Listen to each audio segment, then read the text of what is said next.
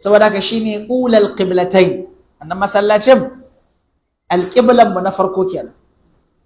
Na biyu dukkan mu mun sani kafin wa wannan din masa rasulullahi sallallahu alaihi wasallam, inda aka yi tafiyan dare da annabi kenan, al-isra'u wal mi'raj. wannan an yi shi ne daga baitul maqdis. subhanalladhi asra bi 'abdihi laylan min al-masjid al-haram ila al-masjid al-aqsa alladhi barakna hawla. Sarki ya tabbata ga Allah madaukakin sarki wanda yayi tafiyan dare da bawansa daga masallaci mai alfarma zuwa ga al-masjid al-aqsa. wannan masallaci da wannan gari da masallacin ke ciki al-Quds, Allah ya faɗi a Al-Qur'ani har wajaje 5 cewa wuje ne mai alfarma. kamar anan wurin subhanalladhi asra bi 'abdihi laylan min al-masjid al-haram ila al-masjid al-aqsa, sai shi alladhi barakna hawlahu. yasa malamai suke kira ardun nubuwat, ƙasa ne da inda annabawa da yawa aka tayar da su kenan. wannan wuri shine ardun ribat wal jihad, ƙasa na dako kenan na jihadi. annabi alayhi salatu wassalam yake cewa akwai waɗansu gungun jama'a daga cikin al'ummata wacce ba za su gushe ba ana ba su nasara, wato suna dako, suna yaƙan duk wanda ya yaƙe su, babu abin da zai hana su wannan yaƙin duk da za a cutar da su. za su wahala amma ba za su daina wannan yaƙin ba har zuwa lokacin da Allah madaukakin sarki zai ba su nasara na gama gari. aka cewa annabi a ina suke waɗannan mutane, sai ce suna baitul maqdis wa aknafu baitul maqdis. suna baitul maqdis su ne a Filistin da sasanin baitul maqdis Filistin. saboda kai ƙasa ne na jihadi. akwai abubuwa da yawa ba lokacin da za mu magana akan wannan, amma abin da muke so mu faɗa shine cewa kada wani ya yi kuskuren ɗaukan cewa wannan mas'ala ce ta Filistin, mas'ala ce ta mu na musulmi. waɗannan da suke yaƙi suke kare baitul maqdis suna yi ne a madadin mu musulmi. su kuma Yahudawa 'yan kaka gida maksudin su je su yi mulkin mallaka a wannan ƙasan su gina daular su shine domin su kwace al-Masjid al-Aqsa. Masjid al-Aqsa ya taɓa kubucewa a hannun musulmi. da farko sai na Umar shi ya zo ya buɗe Bait al-Maqdis, sannan ya tabbatar da mutanen da suke wurin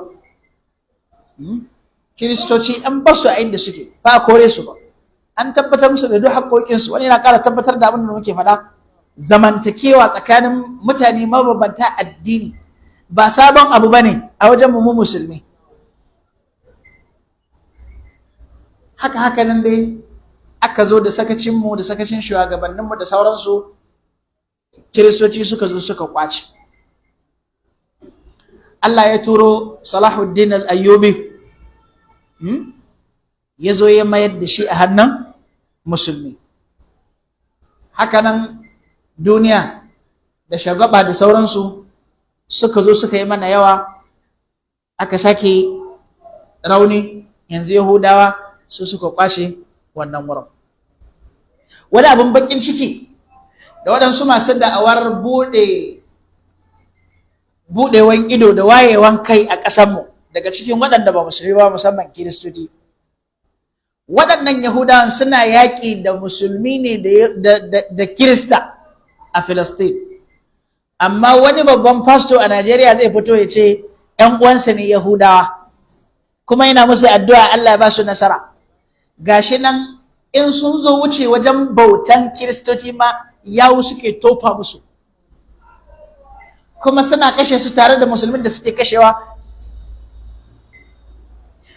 ba su ɗauki Kiristawa a matsayin waɗansu masu bauta ba. Yahudawa suna ɗaukan Kiristoci ne a matsayin masu bautan gunki saboda cross gunki ne. Saboda haka suna kiransu masu bautan gunki. Da su shiga ma coci, so dubu suna sha gwanda su shiga masallaci. Ga sunan ku duba abin da yawa an ta yara da su suna cewa ai su gwanda musu musulmi da Kirista. Ka dubi a tsananin adawansu da musulmi fa. Amma suna cewa gwanda musu musulmi da Kirista, gwanda musu musulunci da Kiristanci, gwanda musu su shiga masallaci da su shiga coci. Amma wani saboda shi kuma tsananin adawarsa da musulunci, duk wanda ke faɗa da musulunci to shi ya ɗauka abokinsa ne. To abin ba haka ba ne. In dai haka ka ɗauka dangane da Yahudawa, to ka zama wawa. Musamman waɗannan na Falastin suna faɗa da duk wani wanda yake da claim cewa shi ɗan Falastin ne, tsawon musulmi ko ba musulmi ba, don suna son su kore shi su zanto wajen nasu ne su kadai. To waɗannan in suka yi mana ta'addanci, to sai mu mayar musu da ta'addancinsu. Don haka lallai mu ba 'yan uwanmu musulmi da suke ƙasar Filistin mu ba su goyon baya. Muna da hanyoyi da dama da za mu ba su goyon baya. Hanya na farko shine bayani irin wannan na nuna gaskiyan qadiyyarsu, cewa su ne masu gaskiya, ƙasansu ne aka zo aka ƙwace. Na biyu, nuna cewa wannan fa maganar ba maganar ƙasa ba ne kaɗai, magana ne na addini. So ake a yahudantar da almasjidul aqsa da Nabi Dawud ya gina. Ana son a yahudantar da almasjidul aqsa. To musulmi ko kana kallo da hankalinka, wannan fa shine masallaci na uku a daraja a duniya, a duniyar musulunci. Daga masallaci ne alfarma da ɗakin Ka'aba ko, sai masallacin Annabi Muhammad sallallahu alaihi wasallam, sannan sai me, sai masallacin Jerusalem shine al-Masjidul Aqsa, shine masallacin Al-Qudus din. Kai ya kai Annabi ya nuna maka muhimmancin waɗannan masallatin, yake cewa ba a nika gari a ce za a tafi wani masallaci a yi bauta sai waɗannan masallatai guda uku.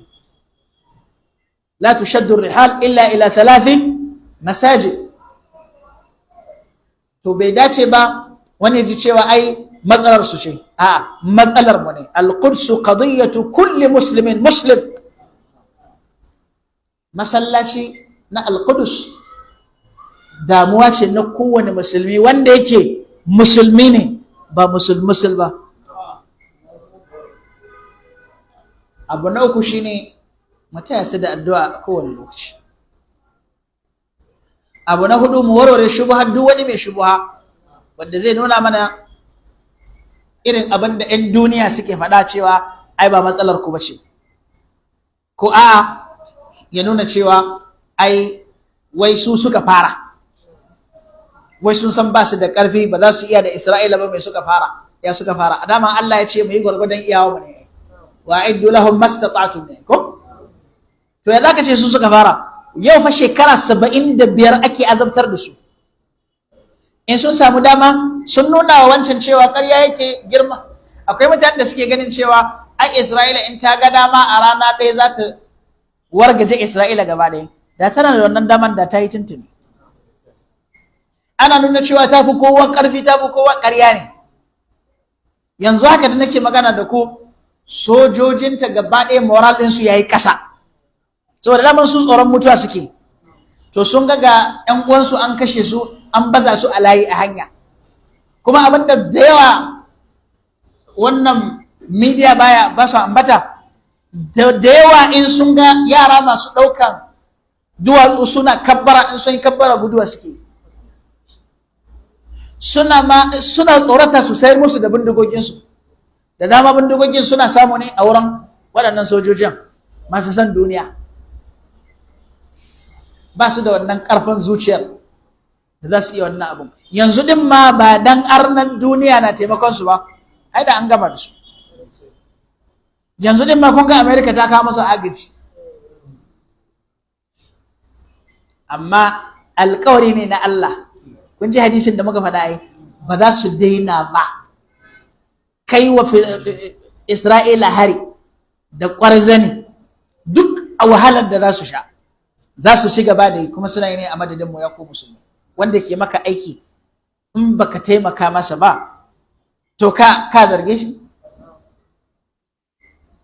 Lallai waɗannan jihadi suke yi, wannan jihadi ne na musulunci, kar kai kokonto akai. Duk wanda ke kare almasjidul aqsa jihadi yake yi, duk wanda ke fada da wanda ke kokarin mamaye almasjidul aqsa to jihadi yake yi in musulmi. Sannan da taro da sisi in mana da shi ta hanyar da aka amince mu bayar da gudunmawar mu. Sannan abu na ƙarshe, yanke kowace irin hulɗa ta siyasa da zamantakewa da tattalin arziki daga waɗannan 'yan ƙaga gida, 'yan ta'adda mujrimai, jikokin birrai da aladu. Ya dace ka nuna kishinka a matsayinka na musulmi. In ka san ga wani abu daga Isra'ila ake, ka yanke hulɗa da wannan abu. Wannan za su ci to in kai kaɗai ko biyu me zai musu, kai ne baka san tasirin da zai musu ba. Idan mu nan gaba ɗaya muka yi ƙoƙari muka yi identifying ga kayan da ke zuwa daga Israel, muka daina patronizing ɗinsa, muka sanar ma 'yan uwanmu suka ko bai musu komai ba, kai ai ka kare imaninka, ko ka kare kishinka da addininka. Wannan ba riba bace a wajenka? To amma ka sake wani yana kashe dan wanka kuma kai kana taimaka masa, akwai wauta da yafi wannan? anna imra'atan yahudiyatan atat an-nabiy sallallahu alaihi wa sallam bi shatin masmuma. Kenan za mu zauna da su lafiya, in suka yi mana ta'addanci to sai mu rama. faman i'tada alaikum fa'tadu alaihi bimithli ma i'tada alaikum. Wanda ya muku ta'addanci to ku rama masa gwargwadon ta'addancin da ya muku. Wannan shine wajibinmu. Amma kanmu a rarrabe, shugabanninmu da dama ba musulunci ne ma a gabansu ba, mu din ma da muke cewa ba musulunci ne a gabansu ba, da yawa daga cikinmu ba musulunci ne a gabanmu ba. Kowa ribarsa yake ji, kowa dukiyansa yake kallo, kowa mulkinsa yake gani, haka. Wannan yasa muke ganin wannan ƙasƙanci. Babu kuma abin da zai ɗaga mana wannan ƙasƙanci sai komawa zuwa ga riko na gaskiya da addininmu a matsayinmu na ɗaiɗaiku, a matsayinmu na iyalai, a matsayinmu na al'umma. Sai mun yi haka za mu samu kawar da wannan ƙasƙanci da muke gani. Wannan abin da ke faru a Isra'il abin kunya ne ma dukkanin wata daula ta musulmi da take alfahari cewa ita musulma ce. Ana kashe 'yan uwanmu ba za a iya kai musu agaci ba. Mana a fili a nuna a kai Isra'ila ta kai musu ariya dace, ita ma a ce yanzu musulmi suna kai mata hari. Amma wanda sun yi ƙoƙari kenan suka yi magana, suka yi condemning abin, amma da dama an yi shiru. Ƙasar mu ma ta musulun ban ji wani magana da aka yi.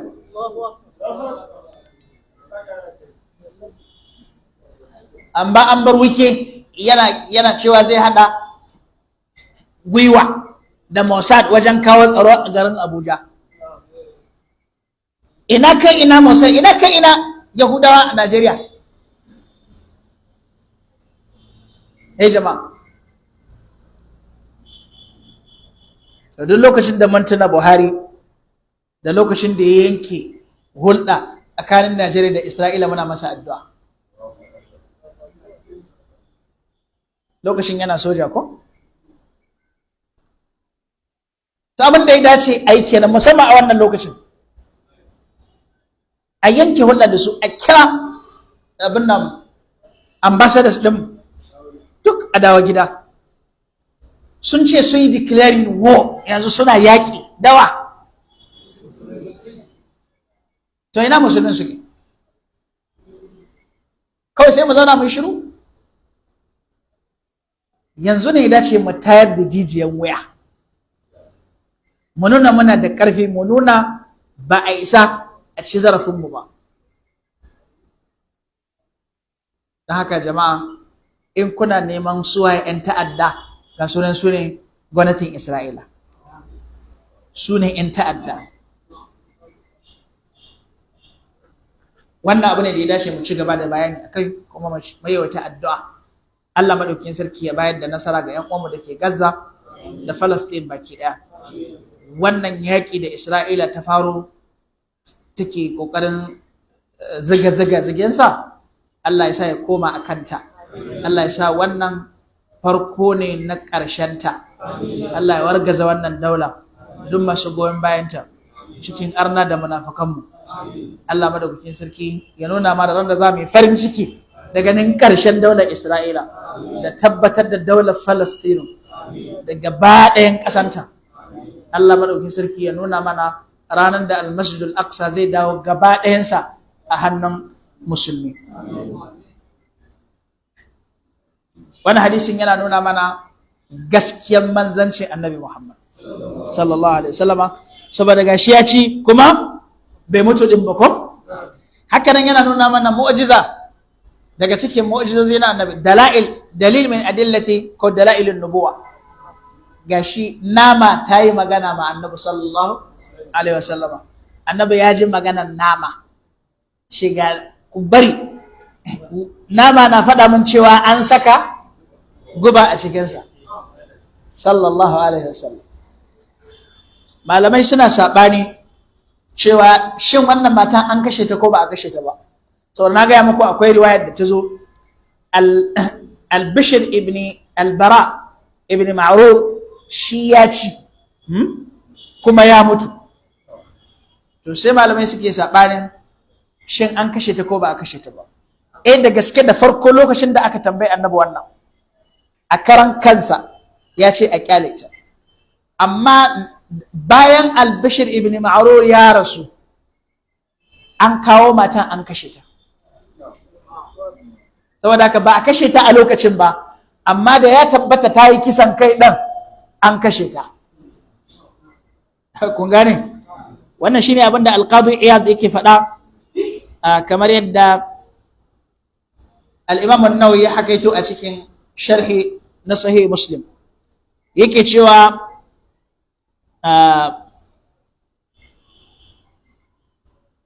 ya zo a riwaya Ibn Abbas cewa Annabi sallallahu alaihi wasallam ya bayar da wannan matan zuwa ga waliyan Bishr ibn al-Bara ibn Ma'rur. Bayan ya mutu sai suka kashe ta. Faman qutila mazluman faqad ja'alna li walihi sultana. Yace Ibn Suhunun yake cewa malaman hadisi sun yi ijma'i akan cewa Annabi ya kashe ta.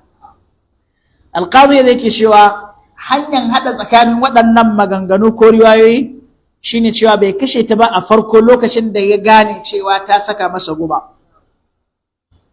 kuma an ce ya kashe ta yace a'a, amma lokacin da Bishr ibn al-Bara ya mutu a dalilin wannan din sai sallama ta zuwa ga waliyansa suka kashe ta qisasan.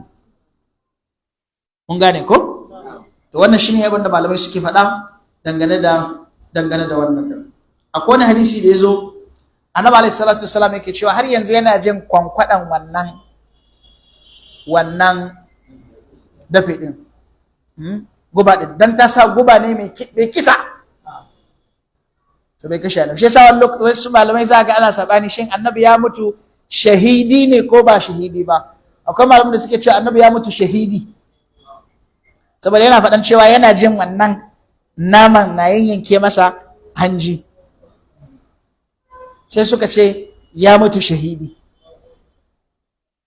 bai mutu a karan farko ba, saboda ai Allah ya tabbatar da haka ɗin ko alama ne daga cikin alaman annabta, wanda yana faro ma har da waɗanda ba annabawa ba, musamman an yi mata haddi, in musuluncin nan gaskiya ne ka ci wannan guba, an samu cikin magabata da aka yi musu wannan tahaddin kuma ya ce bismillah ya ci kuma ya rayu garau.